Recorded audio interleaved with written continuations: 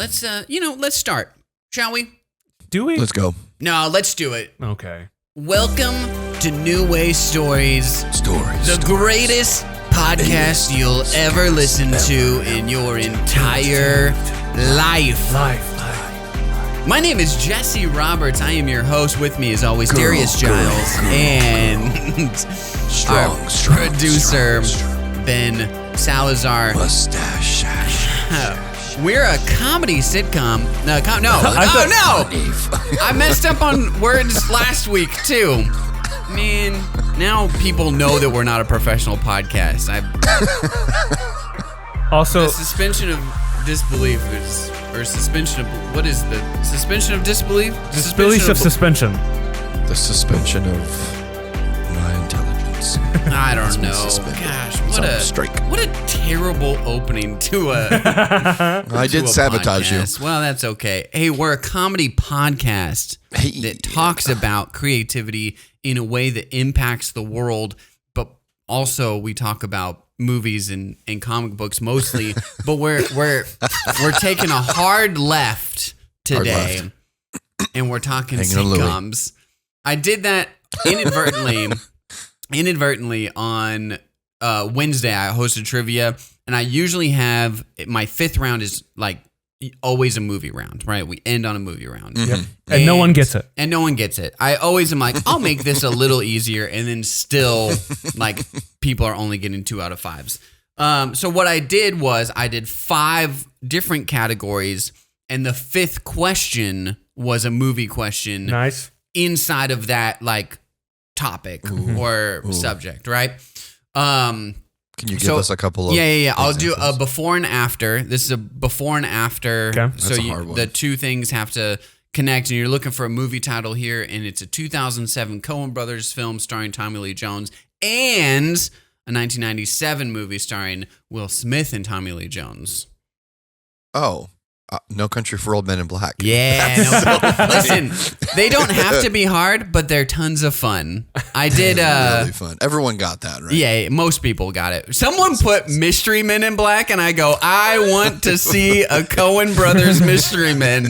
They go, we're going to remake this classic from the 90s. It makes sense because it's got William H. Macy in it. Yeah. So anyway, I always do the movie rounds, but then I inadvertently did a TV round, and I think probably because I've been preparing for this podcast, TV is like on my mind, and so yeah, like round 4, I was like, oh, okay, we're not doing a movie round tonight, but apparently I did a TV round, which my favorite fact of the reason I did a TV round is because I found out that.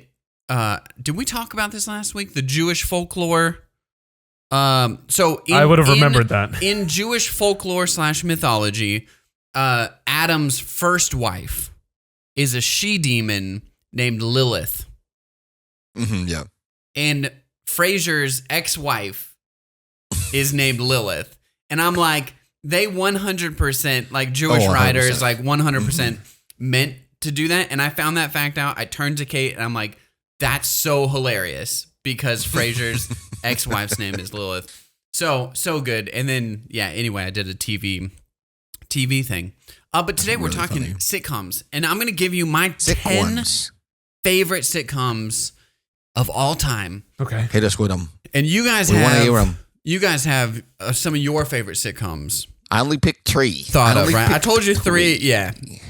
I figured us just listing 30 sitcoms. Well, here's the thing, though. I'm going to list.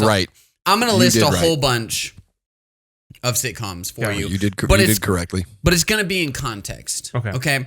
So let's before we get into this, what is a sitcom? Because I think we have to define it. It's a breakdown of 2 words: situational comedy. Right? It's a situational It's a portmanteau, comedy, if you will. It's a portmanteau. I watched a whole category on Pop Culture Jeopardy that was about portmanteaus, and it took me like 5 clues, which is all the clues that are in the round. It took me 5 clues to realize what a portmanteau was. Yes, for listeners, I only learned what a portmanteau was 5 months ago. But it is when you take two words, cut them in half, and smush them together. Because they said the clue was, what does Tobias wear under, because he's a never nude. And I was like, oh, he wears cutoffs. But the correct answer was jorts. And I was like, don't they call them cutoffs? But in the portmanteau category, you got to do jean shorts. That's a hard clue. Yeah. What is freaking wrong with you? That's what I would have said. Yeah. Okay. Situational comedy, typically a 20-minute show. I mean, I think that, Indeed. Yeah, they got to be 20, 25 minutes. And then I think, too, another clarification here, typically around a family or a group of friends that experience comedy and drama from silly situations, silly, things arise out of their situations everyday, come up, and situations come up from their everyday life, and those situations are comedic. Because I think I was thinking through some other shows that I'm like, I don't, even though it's like in the 20-minute, the newest one with Kristen Bell and Nobody Wants This. I think with Adam, which is what the producers said when they first pitched the show. you could make Dax Shepard was going to be the male lead, and they said nobody wants this. You could make the argument that it's a sitcom, but I think that it actually is. You're not in a sitcom. You're not telling a season-long story, right? Yeah. You can watch every single episode on its own, and so I think nobody wants this or no one wants this, whatever it's called. You're telling a season-long story of these two characters falling in love, even though it's 20 minutes. It's set up like a situational comedy, and there are bits that are purely funny because of the situations that they set up. But it's one of my favorite things about the streaming era of entertainment is the way that essentially what that is that's a 6-hour rom-com. Yeah. And this idea that the miniseries has become has a way more breadth of what could a miniseries be. I like a 6-hour long movie, so yeah. I mean, not a sitcom though. But you feel like you can take it at 6 different spots, right? I am very much a person who wants to finish a movie, right? Yeah. Kate has been pitching Let's Watch Titanic in the 8 and 9 o'clock hour, and I'm like, I don't want to start Titanic in the 8 or 9 o'clock hour. And she was like, oh, we don't have to watch all of it. I'm like, yes, we do. We do. But I understand. She's like, well, I don't want to start a movie at 5 o'clock. It's like, I understand the tension here, but I'm not going to stop, especially I haven't seen Titanic forever. So if I'm watching it all the way through. I think that's the first tension of 2025. So if you're doing a bingo or you're doing a drink every time Jesse says things. There's no way that can only be the first. I've been taking note of it. I've been listening. Okay. Perfect marriage. Wow. No, on the podcast. There's been plenty. There's been plenty off the podcast. And there's two tensions there. There's the tension between Jesse and Kate, and there's the attention. That Jesse doesn't have time to watch Titanic and HBO because of a short attention span. What you also, there's no answer to that. That's a hard one. I think you can make an argument for a lot of shows that are sitcoms, like The Simpsons. You can make an argument that it's a sitcom. But for the sake of this episode, we're not talking animation. Well, there goes my list. Just for, if it's in your list, you can still give it to me. It's fine. But just for the sake of attempting brevity, yeah. That's so okay. I thought it would be fun to walk you guys through a sitcom timeline because I think that. When you say these are the best sitcoms of all time, and it's always the argument for athletes and movies and anything, you go, oh, this guy, Wilt Chamberlain, best basketball player of all time. And you go, yes, okay, he scored 100 points in a game. That's insane. But he was also playing against like 5 all jabronis, right? Yeah, totally. That all sucked. Or like Babe Ruth, right? It's like, okay, like, yeah, Babe Ruth hit a ton of home runs and was awesome, but He like played fast pitch. the pitchers were Fast pitch throwing is so hard. the pitchers were throwing 70 miles an hour and only had fastballs, right? Like I can hit that sometimes. But now you've got pitchers throwing like 5-6 different pitches. You know, they're setting hitters up. They're 100-mile-an-hour fastball because like new athletes train at a different clip. And so every person you're facing is a freaking stud. Yeah. And so when you're like, oh, who's the greater, okay. So in sitcoms, same thing. Early sitcoms, they're trying to figure it out, right? They're trying to figure out what this is. Right. And then the sitcoms later in life that we would be like, well, this sitcom is way funnier than this one. Yeah. Only can exist because the earlier sitcom came before it, right? I worked with a worship guy one time, and he's one of my good friends. I love him to death. Well, I'll just tell you. His name rhymes with Eric North. And he's one of my good friends. I freaking love Eric. He's twice the musician I'll ever be. But we were in the staff meeting, and for some reason we were talking about music, and he looked over at me across the table and said, I realized, like, if we were alive in the 70s, we could be famous musicians because all of the rock from the 70s sucks. It's not very good. And I almost did that thing. You remember at the beginning of Ant-Man when the old Ant-Man grabs the guy by the tie and just slams his face down on the table? Are you thinking of The Quest? No, but that also happened. I almost just grabbed him by the shirt and repeatedly slammed his head down on the table. I was so livid.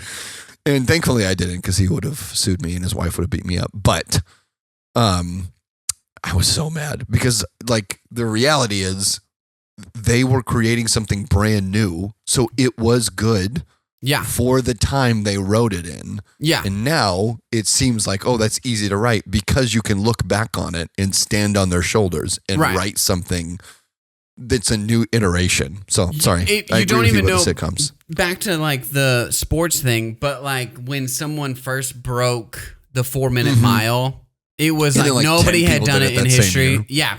Right. They go, oh, it's possible. And then you can break it. Which, and I disagree wholeheartedly. I think 70s rock is still awesome. I understand the concept, but yeah. It was an astute observation. It just was an observation shared in a way in a that stupid made me feel observation. I love you, Eric North. Even there's no way he's ever going to listen to this. I hope he does. And Eric, I disagree with your 70s rock, and I also wholeheartedly disagree with your Attack of the Clones. But you know that already. All right, so here's the sitcom timeline. I thought this was just a fun piece of trivia for you. 1947 is what gets the nod for first sitcom. Mary Kay and Johnny is what it's called. I've never heard of it, never seen it, but that's what I looked it up. There were like radio shows that you could maybe make an argument. You can maybe make an argument that were also sitcoms, but we're talking TV here. TV comedies. So 1950s. You know what would have been great in 1947 is a sitcom called Three Führers, and it's Adolf Hitler and Mussolini and Stalin all live in a 1-bedroom apartment. That's actually and the hijinks really funny. that ensue as they try to figure out how to get along. Sorry. Let's save it for the end when we all pitch our we're actually pitching our top 10 favorite sitcom ideas, not giving you our favorite sitcoms. So 1950s, we're going to put this under the pioneering era of sitcoms, like the modern day sitcom that we like knew and love for the longest time came out of this That's cool. kind of this era, right? So you have I Love Lucy that I think was in 1951. This is the first that really pioneered the live audiences and multi-camera format, right? So you have a stage, you got 3 cameras and a live audience. And so Can you get, imagine doing a sitcom every week for a live audience? dude, That would awesome. be such a sick job. So I've seen Seinfeld so many times now that you can hear Jerry and David, oh my gosh. Larry David, Thank you. You can hear their laugh, right? When like something hits, you go, "Oh, Larry David thought that was funny," which is great. That's really cool. So That's wild. But yeah, man, that's like the energy that you get from it. It's a lot of fun. And I Love Lucy. I mean, Lucille Ball is insane. You know, there's still references to I Love Lucy that are prominent in today's world, like her husband. I think that if you had Lucy, to because I was playing you got some explaining to do. Which if- also Cuban guy, like main character on a TV show, kind of a big deal in the 50s. produced in the 50s, produced by a woman, written by a woman, starring an interracial relationship with a Cuban guy. All the white executives are like, "This'll never work." So, You're going to be married to the guy that caused the missile crisis? before it's even happened. Yeah. We know so there's great. going to be a crisis. We know there's going to be a missile crisis. Those Cubans can't be trusted. Anyway, yeah. Yeah. Like I said, pioneering for sure. Leave It to Beaver in the 50s. Oof. Quintessential family show. Again, references that are like, when you reference The Perfect American Family, it's the Cleavers, right? It now has become slightly derogatory that you're like, I don't want to be the Cleavers. But like, Sure. if you watch the show and you're like, I don't want to be the Cleavers, it's like, listen, man, Wouldn't that's just you, a though? defense mechanism because you know that you 'Cause you're can't be jealous. as good. Yeah, right. You go, Yeah. you're just jealous of Mrs. Cleaver's pies, man. They smack. Heck Is that yeah. a euphemism? No, Ben, not allowed. Okay. And then the other one I wanted to, obviously this is not an exhaustive list. I'm not going to go through every single sitcom ever in history, but the other one is The Honeymooners with Jackie Gleason. Now, To the moon, Alice. Gleason is not like in the 50s, you don't have stand-up comedy that like we know today. What do we know now? But he's like a comedic performer, stage performer that they're like, we got to get this guy his own show. Right. And so for That's me, really it kind of is like the beginning of the pioneer of like a stand-up that makes it. And you go, how can we like bring this person to a wider audience? We give them a sitcom. Yeah. So there you have it. 1960s. 1960s, they take the sitcom Acid. formula Oh. and they take the sitcom formula and then acid and then they create pretty much the same.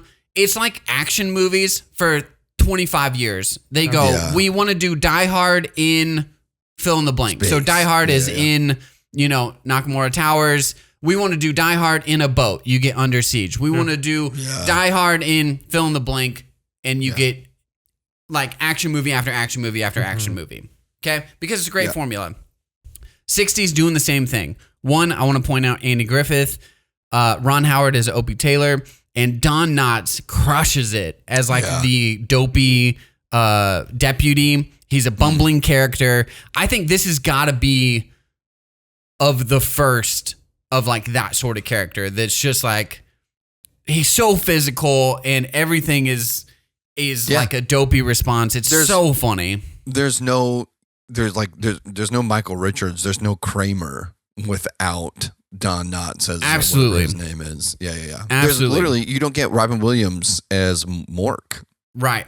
without Don Knotts. Because Don Knotts helped raise Ron Howard, who was on Happy Days, and Mork and Mindy is a spinoff of Happy Days. Whoa! Guys, Oh my gosh. there's 6 what is it? 6 degrees. There's only 6 degrees of separation there. Yes. There's only 3. Mm-hmm. Okay, so they expand the subjects. They take the same formula, but they expand the subjects. So you got the Beverly Hillbillies. You take hillbillies in Beverly Hills. You got the Munsters, like this weird, Ben, I'll have you know, the guy who wrote the Munsters, is it the Munsters or the Addams Family? Either one of the two. It's like a large family. Mm-hmm. They're homeschoolers, and so he like wrote the sitcom off of his family. Oh. Yeah, except he views his family as the Munsters or the Addams Family. But other than that, so you got Bewitched, also Get Smart. Great theme song. Munsters has a great theme song. True. So you have, the Munsters. It's like a family comedy, but like everybody's like goofy monsters. Yeah. You got Bewitched, right? This husband and wife, but she's a witch. Mom, what is dad? Dad's a muggle. Mom's a witch. Bit of a nasty shock from when he found out. Harry Potter. Get Smart, Humphrey? Right? Heartstring home. Turn this water in the room. Same sort of like situation, but it's a spy comedy, right? It's a spy. Mm-hmm. And then Dick Van Dyke. If you got Beverly Hillbillies as kind of this, or Andy Griffith as this like small town sort of humor, you got Dick Van Dyke doing like sophisticated, like witty comedy and physical stuff. Because so you got like Dick Van Dyke is like you stir your dry, you shake your dry martini. You should stir the martini shaking. Not suggested if you were curious, but he's also 99 years old. Stir your dry martini. Is he? And he's still alive. I was gonna say alive and kicking. Maybe not kicking at this point, but alive. That's awesome. 99. He does Twitch sometimes in his sleep. And it's hilarious. He opens one eye and smirks. So yeah, so you take the 60s and they take the formula and they put it in every sort of concept that they can do. Then the 70s, you got the rise of the anti-hero in film, but in television, it's all about like kind of highlighting the subcultures, right? The different social issues and stuff that are starting to be out there, the aftermath of Vietnam and in the midst of Vietnam. Yeah. I just ripped my headphones out on accident. Give me 1 second as I replace You can't hear anything that we're saying right now, Ben. 2. I hate Jesse. This is His headphones crazy. are out. Okay. Well, I hate it. So you got I heard the end of that and I don't appreciate it. You heard me say 8? Yeah, well, he's talking about what he ate. I was counting down from 12. Gotcha. 11, 10, So 9. Speaking of anti-heroes, you got the Mary Tyler Moore Show that explores feminist themes. Gross. No. This is Indoctrinated an entire generation. This is they fed them lies that they can go earn an equal wage and not shave their armpits. Gross. I don't want to be Miss Cleaver. So that's where it all started. Maybe too soon, but I was going to say it was a lie because they still don't earn an equal wage. That's really not funny. I'm not trying to make fun of listen. Hey, we're still fighting for it. Mary Tyler Moore. All in the Family, hitting all the hard social issues, right? And also definitely prevalent. Archie Bunker, so funny. Also, I think the All in the Family is one of the first that like they're totally cool with not ending an episode on a happy note. That's right. Cool. So like Archie Bunker and his wife would like get in a fight sometimes and not have it be resolved by the end. But then spinoff of All in the Family, you got The Jeffersons, which is the first sitcom to focus on an affluent black family. And then Three's Company, which is also pretty risque for the 70s. You got John Ritter, who is absolutely hilarious, died too soon. I think he was only like 55 or 56, unfortunately. But he poses as a homosexual so that he can room with 2 attractive girls. And it's and speaking of theme songs, don't come knocking on my door. That's like them riding bicycles. He was 54. 54. All right, so then you got the 80s. And I think the 80s, 80s. this is like, so you got Cheers, which is very much a big deal. Know where everybody knows your name. You got the Cosby Show, which we don't That's talk the about anymore. greatest TV Date theme rape, song putting of drinks all and stuff time. in your drinks. And You know the intro, the theme song for Yes, that? of course I know it. I can't believe we didn't pick up on the crimes earlier.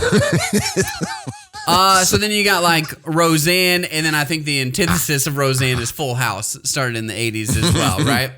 Family Matters. And out of Full House. Did Family Matters start in the 80s? Probably. There was like the late 80s, early 90s for that sort of Family Matters. 89. It still counts. Family Matters, Full House. Who's the dad in Family Matters? Is it Michael Gross? Give me a second. I don't know, but While Family he's Matters. figuring that out. I didn't watch a lot of these because I didn't have cable. These were Reginald when I was a child, these were Johnson. only on Nickelodeon. That's the actor. Yeah. Look up What's his name? Michael Gross sitcom. Gross. Michael Disgusting. So I don't know this for sure, but I am pretty sure that Family Matters is where we got the patron saint of our show, Kirk Campbell. I purposely didn't write it down, but you guys brought it in anyway. I just wanted to smite Cameron. I think it's funny. Gonna kick if this guy's head off. Gonna kick it right off his shoulders.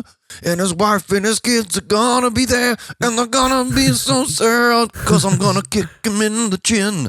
That's the And theme his song for chin's gonna Darius's explode. sitcom Gonna life. go right through his brain. And everyone's gonna say, oh no. And hey, it like cuts in and does a picture shot of Darius like shrugging his shoulders and be like, oops.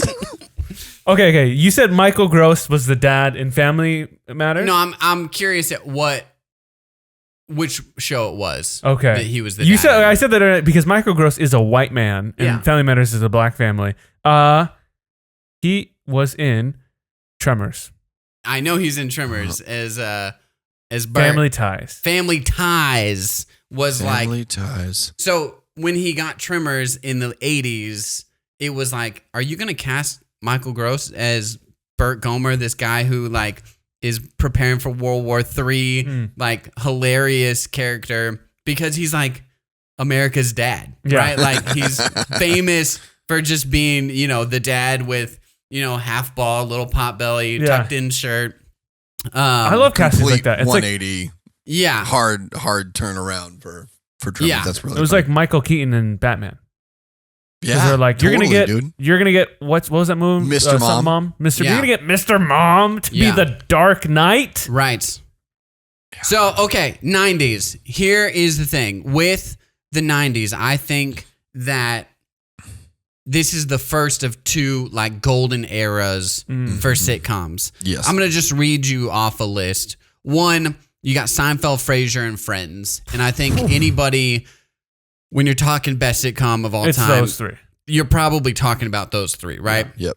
So the fact that those were overlapping, Crazy. and also the fact that we know other sitcoms from the 90s when those three shows are overlapping is insane. Yeah. What's Right. nuts about Frasier is Frasier has gotten way more respect as it's aged. I think Frasier, when you're talking situational comedies, I think that it is the quintessential show for situational comedies. They set stuff up, they pay it off, and like Niles and Frasier are talking very highfalutin like society stuff that you don't really know about, right? They're making references that you don't have any idea.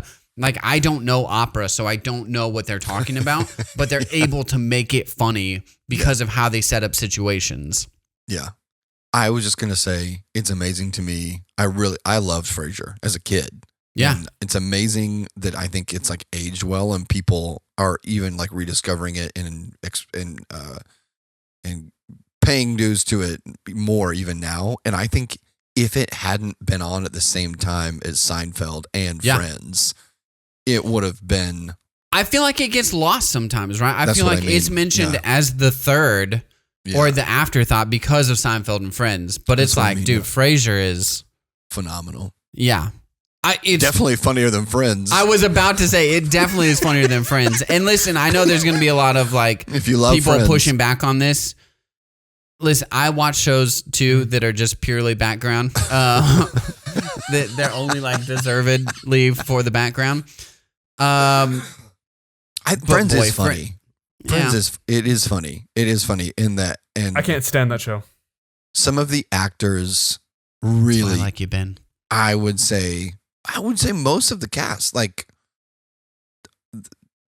there's really funny people in the cast. David Schwimmer is really funny. It's a good point. There was like, was it? Oh man, it might have been in 30 Rock, but they go, they're suffering from something called Schwimmer fatigue.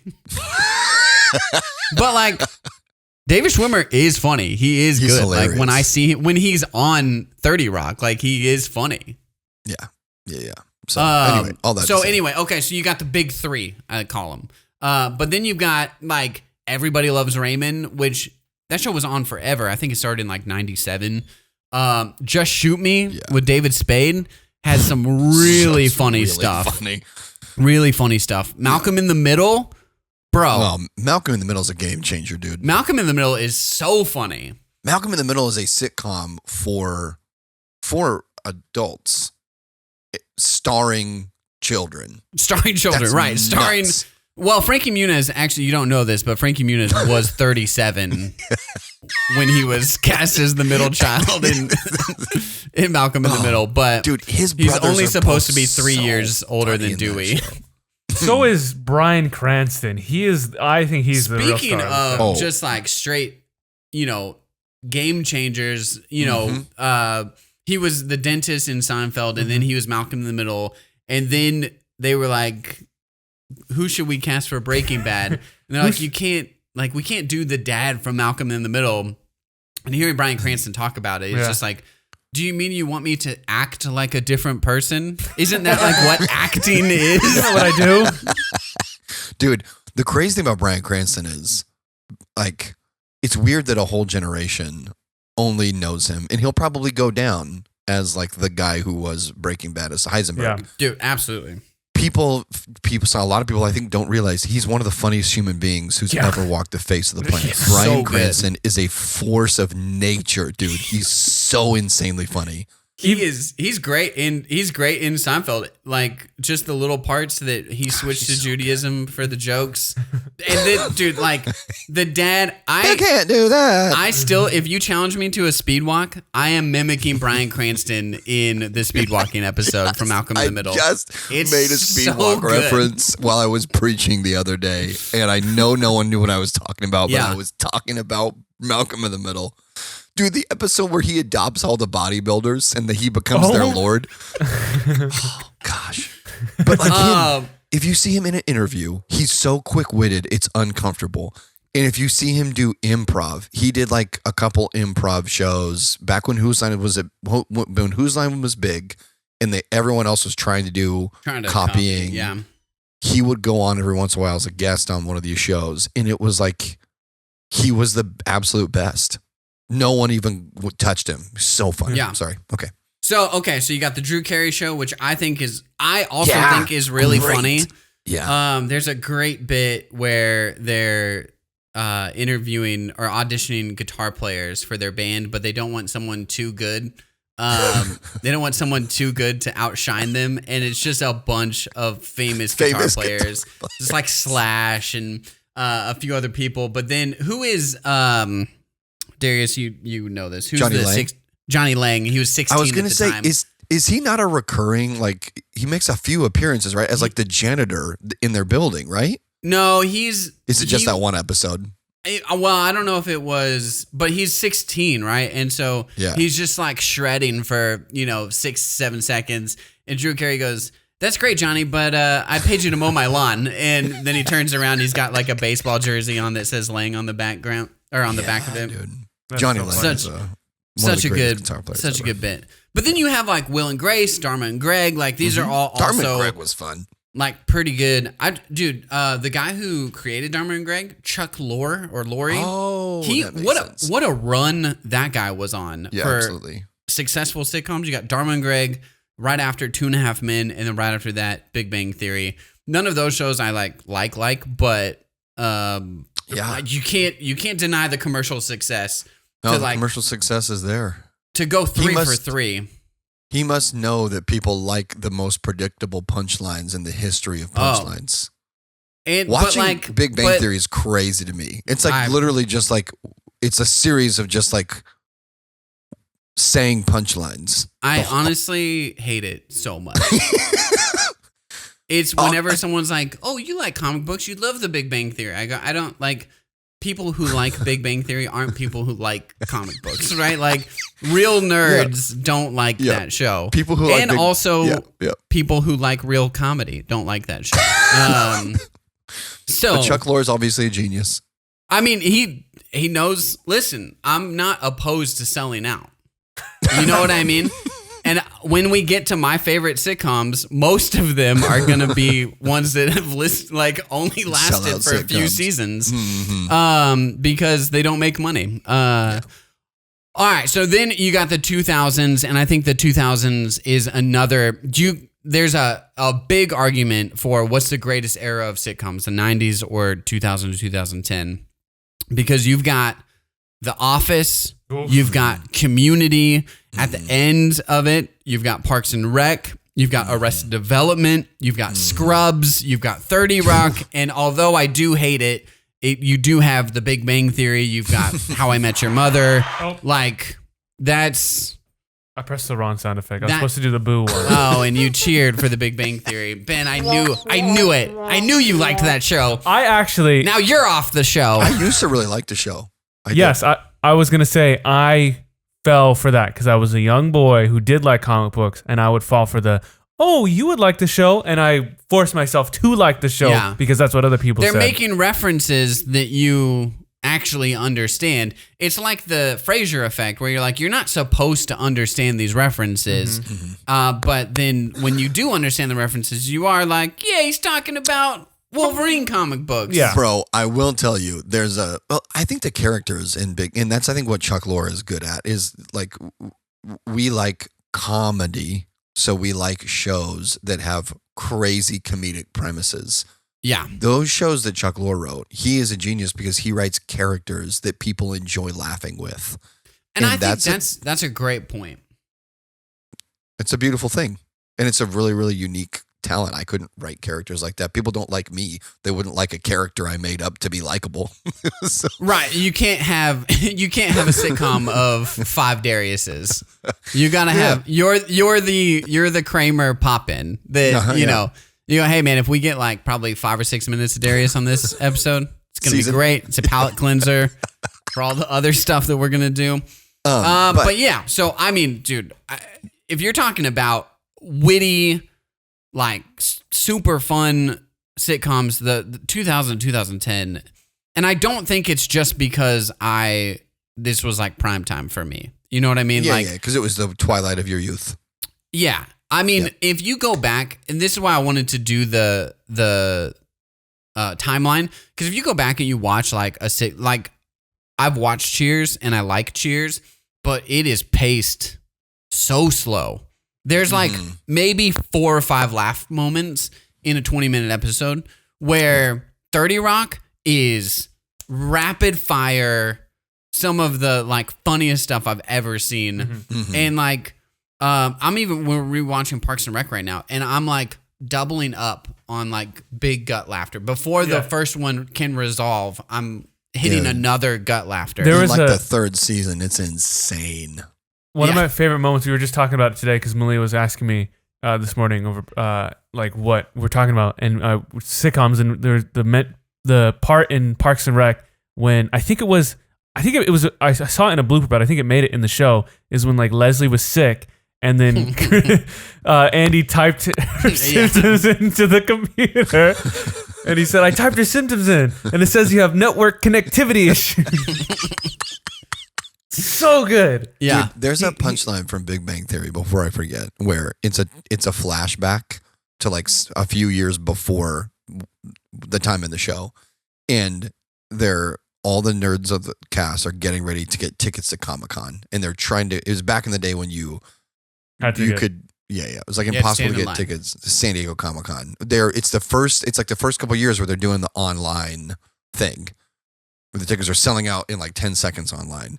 And so one of the characters was like, hey, we've all got to come to my house tonight. We've got to be on our computers. We've got to like hardwire in so that we can make sure that we've got our tickets to San Diego Comic-Con. And one of the characters goes, oh, but that's the night Firefly is on. And the other character goes, we'll just watch a rerun. It's going to be on forever. And that joke was That's pretty so good. funny. That's pretty good. We'll give him that. We'll give him that. Good job. You know what? Good stuff. That's all you got. I'm just realizing that I forgot to put in. Oh my gosh! So you're saying 90s and 2000s? There's a lot of debate between which one is the greatest. Well, I mean, I think you could make the debate. Is Gotcha. what I'm trying to say. I agree. All right. So, and then in 2010s, you got Modern Family, you got New Girl, you got Brooklyn Nine-Nine. I think I was told Modern Family is pretty good. I haven't watched it really. New Girl, I really, really like. I watched the pilot really of Modern funny. Family. The pilot of Modern Family is one of the funniest. It might be the funniest pilot of a TV show I've ever seen, but Really? I've only seen the pilot. Yeah. Well, dude, okay. Well, that's a whole nother thing too. So Yep. a lot of the pilots are not super great. The Detroiters has maybe the greatest pilot I've ever seen. The rest of the show is also funny, but very rarely you're like, man, that doesn't top the pilot. That's the hard thing about the Detroiters.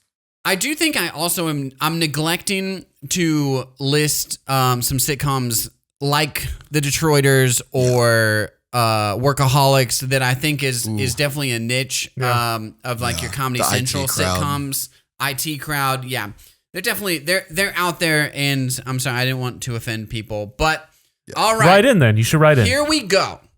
These are my top 10 sitcoms. Well, I only see 9, but okay.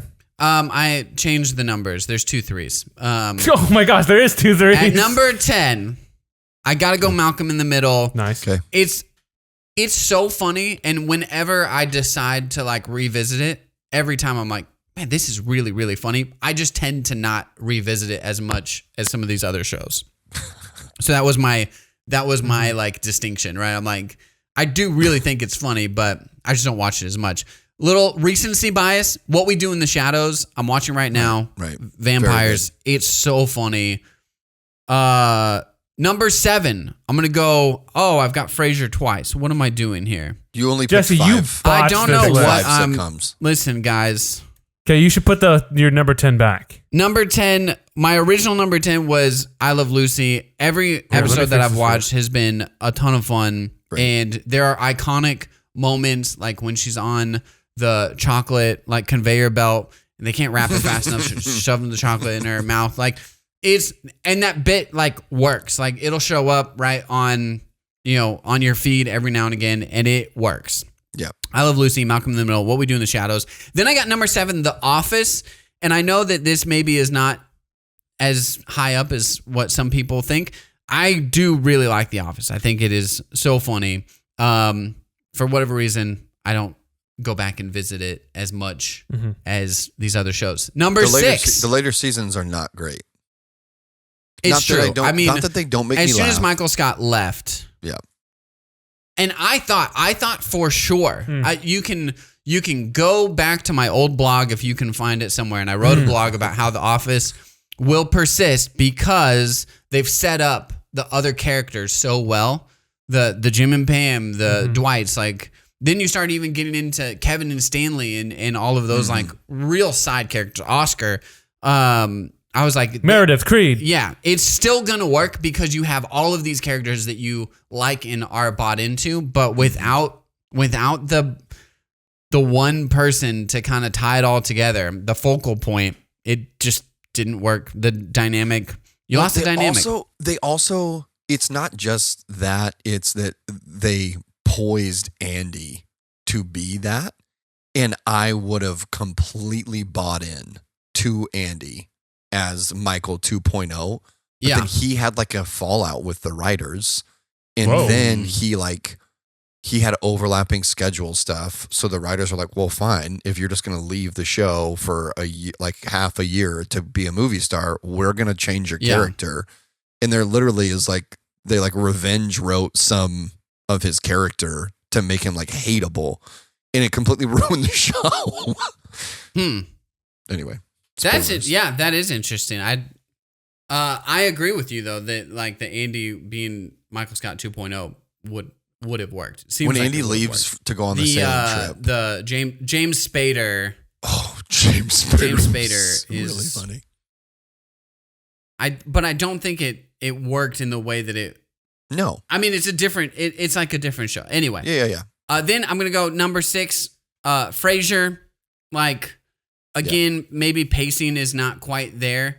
I think it is. I still think it is so funny, and you got the different dynamics. Niles is so good. There's a great episode where Frasier has a Jewish girlfriend, and they're trying to. Her mom is coming over, and they're trying to hide all of the Christmas decorations, and they don't have Jewish wine, and it's this whole thing, and it culminates to the dad who is currently dressed like Santa Claus, Niles who's dressed like Jesus, and like one other thing, and all the Christmas decorations are hid in the bathroom. And she like opens the door to go to the bathroom, and yeah, that's like the big reveal. It's so freaking good. Number 5, I'm gonna go Parks and Rec. Whoa. Parks and Rec is really, really funny, and it's stupid like how much I like wanted Andy and April to get married and how pumped I was when they like got together. You know what I mean? Like I also think this show drops off pretty hard after during season 6. Like when she's running for office, I think it drops off pretty hard. But great show. Some really, really funny moments. Yep. It gave us Chris Pratt. Yeah, Chris Pratt. absolutely.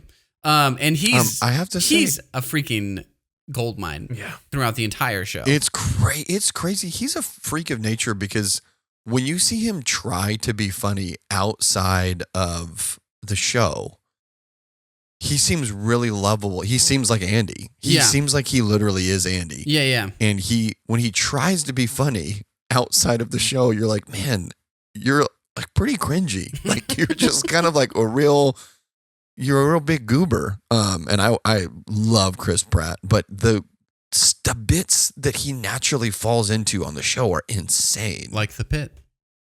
Yep.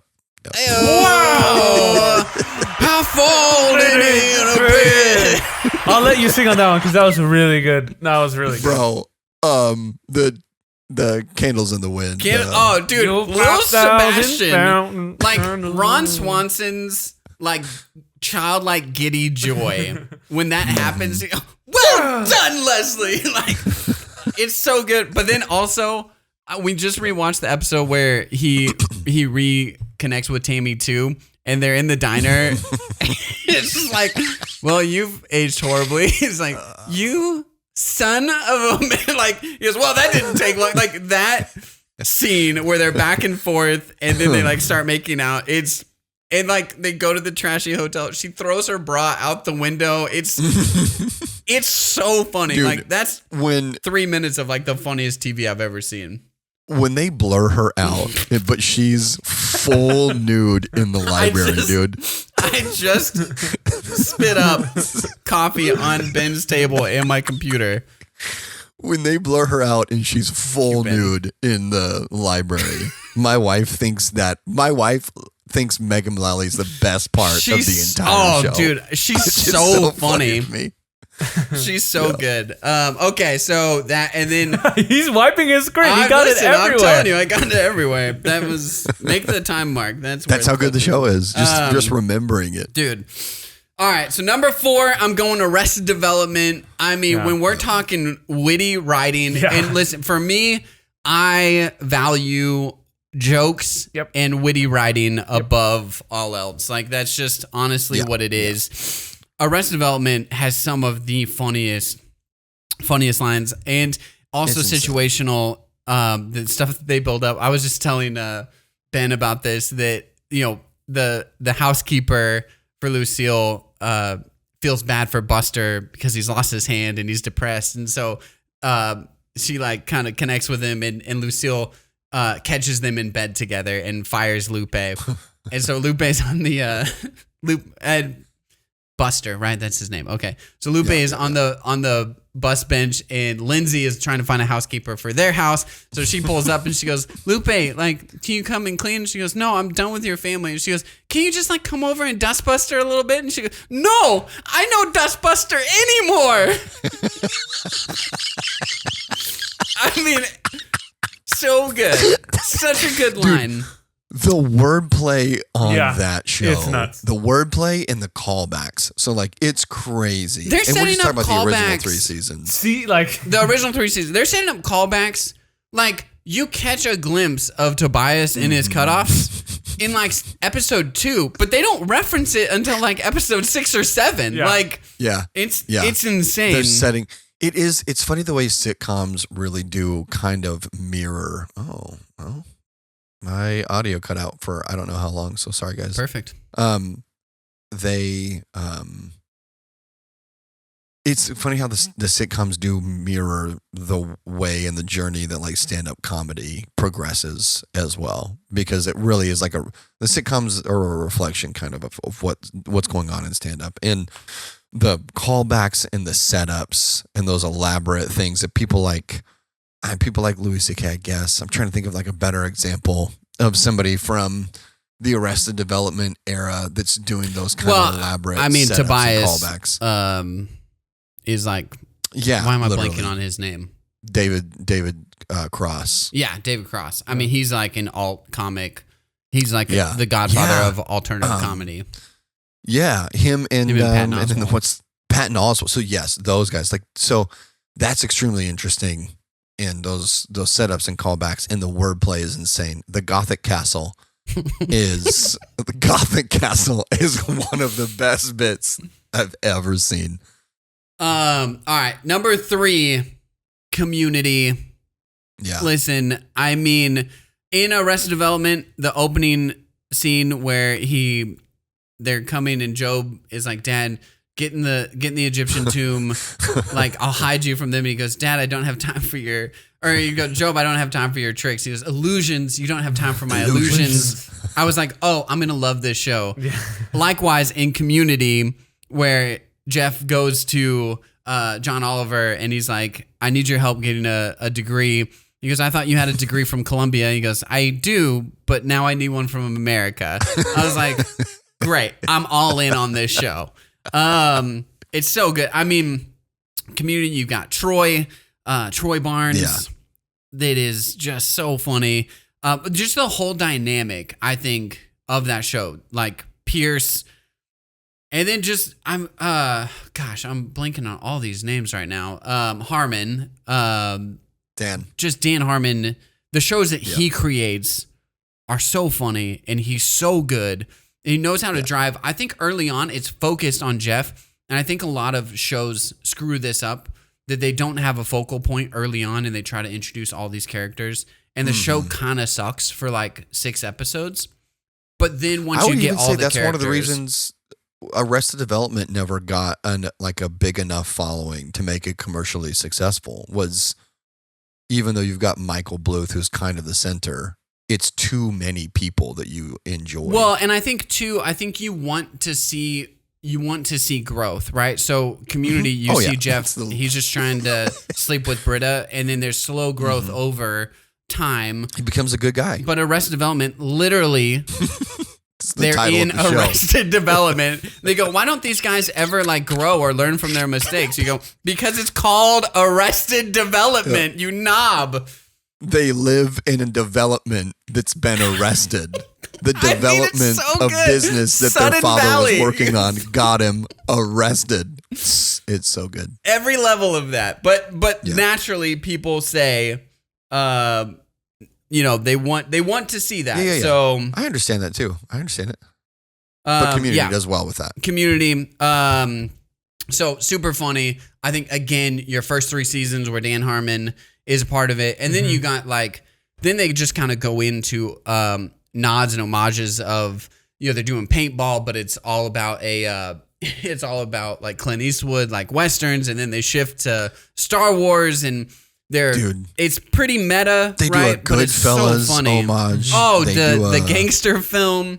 They do even early on. They with Abed, they do like the Temptation. What is it called? The Willem Dafoe one where he's like Jesus Christ. Anyway, the of Last those. Temptation of Christ, where he's Abed. He goes, I'm gonna use a swear word, just fair warning. But so he's pretending to be, he's Abed, right? And he's this like Messiah figure. And it's meta, right? He's filming it and himself in the show, and it's all gonna be editing. And Shirley's like, I'm a Christian, and like you're giving this boy his delusions, like. And one of the girls goes, "Whoa." I'm sorry, I messed it up. One of the guys goes, "Whoa, it's like a real life Pharisee." And she goes, and the girl goes, "Yeah, why don't you go back to your temple, bitch?" It is so good. It's so good. Oh my god, gosh, so funny. Yeah, so there's just so many elements of Community that I love, and it's like insane. Pierce, his like physical comedy. Yeah, oh man, the song in the first season with the band, when Britta breaks up with Vaughn, and he goes, okay, I'm gonna just reminisce just a little bit more on Community, and then we'll move on. The song is I'm getting rid of Britta, we're getting rid of the B, and then Pierce in the background, she's a GDB. That's so good. But then later, because Pierce is in a band with her ex-boyfriend, right? Pablo, but they don't want though, Pierce in the band. The like neighbor to Abed in the dorms. They go, "Oh, hey Pablo, this is Britta," and he goes, "Oh, Britta, I'm getting rid of Britta, getting rid of the B." He sings the song He like sings he's it wrong. heard it from the band. Oh, so good. Yeah. Oh, I think my favorite musical moment is da da da da da da da da. That's just the way it is. Ba-da-da, ba-da-da, ba-da-da. Greendale will never change. Pierce taking air thinks that he conditioner wrote the way it repair. is. This is Billy Joel. Oh gosh, Oh, so my gosh. freaking good. All right, number 2 is 30 Rock. Wow. Listen, man, longevity. It's honestly wild that this show lasted as long as it lasted because It it's is, too dude. good, right? There's so many things that like it's too good to have commercial success or like Yep. kind of commercial success. Shouldn't be shared with the world. Luckily, I think they aired at like 9:30 or something when they were first on, so Mm-hmm. nobody really was expecting a ton of viewership, and so you go, well, you're like hitting marks that a 9:30 show should hit. So I wonder if it kept 'em really, going. I wonder if it really landed with young women because Tina Fey is just so dude, just I such think a powerhouse. 30 Rock and Parks and Rec, you got the Tina Fey and Amy Poehler Yep. effect, just two Crazy. unbelievably funny people that are driving those shows. It's Yep. really, really good. And I also think 30 Rock does the best job of social commentary, but then like turning it back on themselves to where Mm-hmm. they're doing social commentary, but they're making it funny. Like there's a part where they're talking about women leading and Tina Fey's going on about this whole thing. She goes, "Oh, like you think I can't lead because I have my period, that like you think I'm going to like nuke a foreign country because I get a little emotional." And then at the end of the scene, she's like, "Oh my God, my period." And she like falls over. She like can't act. It's funny. It is funny. I also think I'm going to do a reaction video. Okay, do it. Do a reaction video to a scene in 30 Rock Okay. that I think is my number one favorite bit in TV in Dang. history. Wow. It is, I've seen it so many times and I'm in tears laughing every time I watch it. I won't give it away, but it is Okay. top so freaking notch. 30 Rock is the first show that I know of that did just such an insane amount of meta stuff. Yeah. And bits, meta stuff and bits that had no grounding in reality. And so, like, when they go to the doctor, spaceman. Yeah. Dr. Spachimin. That's crazy. And every leap year, dude, I send my friends trailers for Leap Day Williams.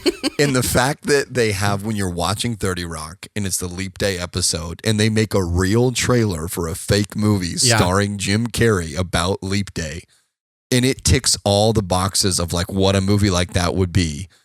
And then on the bottom corner of the screen, as you're watching, there's little Leap Day Williams ads playing throughout the episode. Like it's a real ad. That's insane. Also, what is Ben? Look this up really quick. What's the reality show that Jack pitches? It's not MILF Island, but it's something like that. But they're pitching what a ridiculous reality show could be. Oh, is it the one with Tracy Jordan's? No. It's something MILF. Maybe you don't want to look that up. Yeah. What is the? Yeah. So there's a real. The point is that there's a real.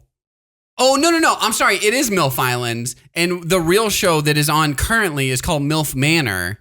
That is a dating show about old women that like dating young men, and then season 2 is like young men and their fathers are competing for the same. Listen, this is a real reality TV show, but in 30 Rock 15 years ago, they're making fun of it. Mm-hmm.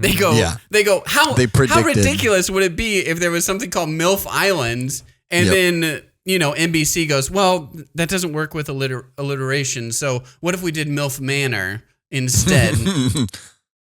Insane. So, okay, final one here. Seinfeld, for me, you got 9 seasons. I know Darius doesn't like it that much. I think you have... I haven't finished it. 4 characters that are so funny. I think I run into things in my life on a daily basis that is a Seinfeld episode or a Seinfeld That's situation. What people say, right? There's a Seinfeld reference for everything. For everything. Unfortunately, I'm very much a George. He does a lot of stuff that there's some overlap in my life, which is I liked Seinfeld as a kid. Like we were watching reruns and it went into syndication pretty quickly. I liked it because of Kramer, because the physical aspect of it is so good. He's so funny. Now I love nuts. George. Like he's so funny. There's wittiness. It's the show that I will like circle back to all of the time. I like watching. To be fair, I don't enjoy Jerry Seinfeld's comedy because his comedy to me is like generally he's a genius, but generally he's saying stuff that's like, yeah, that's a good point, dude. I think that that's another Seinfeld good example. In the 80s, you're seeing like that sort of comedy, and you've never really seen it before, and now comedians can build off of that. Like Pete Holmes says, like Jerry Seinfeld is his favorite comedian, but he doesn't really listen to him anymore because as a comedian, he's kind of moved past like the simple observations. Yeah. What a crazy thing to say. Yeah. But yeah, I would definitely rather listen to Pete Holmes than Jerry Seinfeld. For sure. Jerry Seinfeld's also this like older than my dad, so there's a huge generational gap. But well, I think modern comedians tell stories even if they're not telling stories. Mm-hmm. It's like it feels like autobiographical, and they're able to do an hour-long story compared to like Seinfeld is like a very classic, here's an observation, here's a bit, here's an observation, here's a bit. Yeah.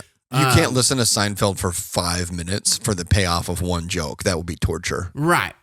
Whereas like if you're telling a long autobiographical story, you can do a payoff. There's a guy that I follow, and now I'm not remembering his name.